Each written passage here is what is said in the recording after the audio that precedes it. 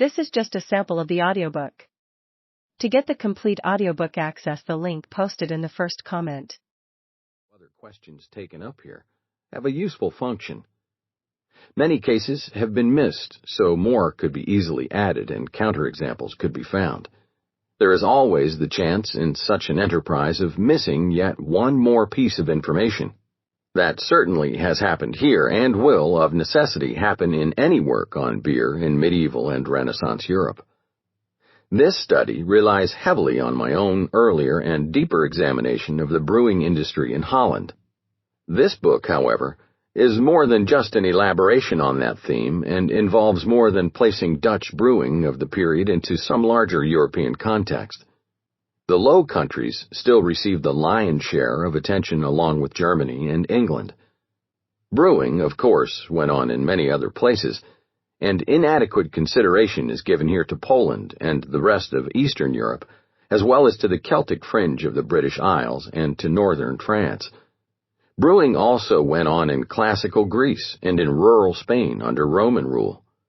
How long beer-making in the countryside continued in southern Europe in the Middle Ages and beyond is a question not considered here and, like so many other issues, must be left for others to tackle.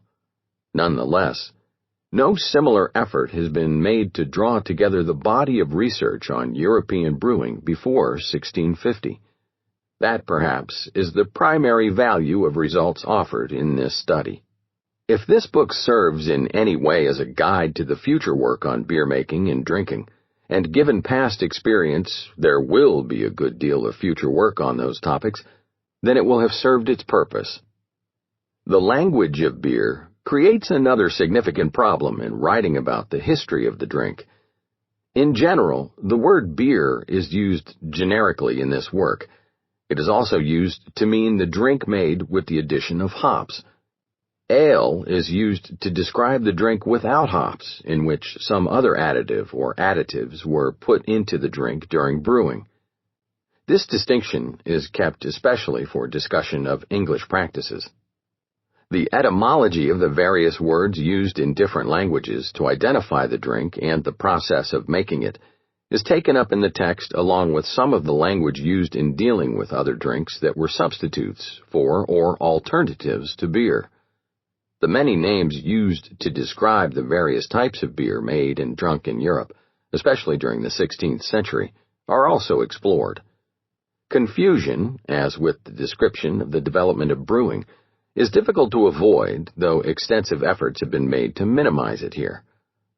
A book of this scope cannot be produced without extensive assistance, in the first instance financial.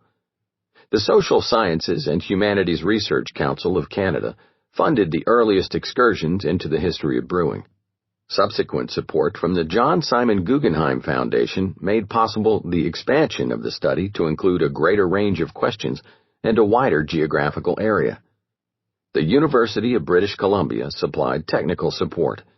Most recently, the Netherlands Institute for Advanced Study, librarians, staff, and fellows have been extremely helpful in bringing this long-term project to a conclusion. A number of individuals over the years have offered help and information to add to the mass of information which is, to some extent, boiled down in these pages. Citations to and the loan of valuable works have come from Caroline Barron, Richard Hoffman, Diane Newell, Mark Peterson, and Hugh Thomas.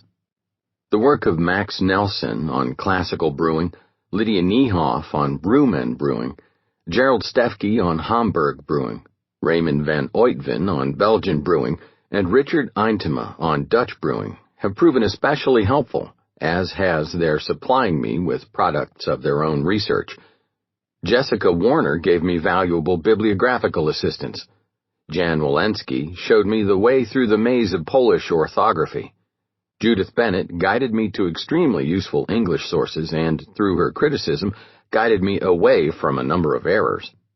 Eric Ertz has been extremely helpful, not only as a source of information about brewing in the southern Low Countries, but also as an example of how to carry on the study of brewing even under difficult and trying conditions. I am also appreciative of Mary Ann Kowaleski's many continuing and keen observations about the project. Jocelyn Smith read an earlier version of the manuscript, and for her comments and those of the anonymous reader for the University of Pennsylvania Press, I am grateful.